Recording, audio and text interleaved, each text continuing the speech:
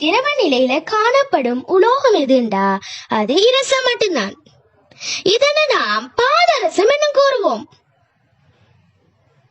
இத இங்கிலீஷ்ல மேக்யூரி என்றும் லத்தீன்ல ஹைட்ரோகைரம் என்றும் சொல்லுவோம். இதனை பார்க்கறதுக்கு வெள்ளி நிறமான பளபளப்பான திரவமாகத்தான் தோன்றுகிறது. இரசம் உலோகம் என்றா அது மின்ன கடத்த வேணும்தானே. சோ இரசம் மின்ன கடத்துதா என்று செக் பண்ணி பார்ப்போம். எஸ், மின்குமிழ் ஒளிர்கிறது. ஆகவே இரசம் மின்னை கடத்துகிறது.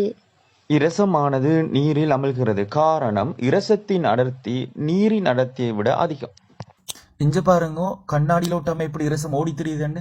ஸோ இதன் காரணமாக வெப்பமானித்தரமாக இரசம் பயன்படுகிறது. இரசம் நச்சுத்தன்மையானது நரம்பு மண்டலத்தை பாதிக்கும். சூர மீன்ல அதிக அளவான இரசம் காணப்படுகிறது.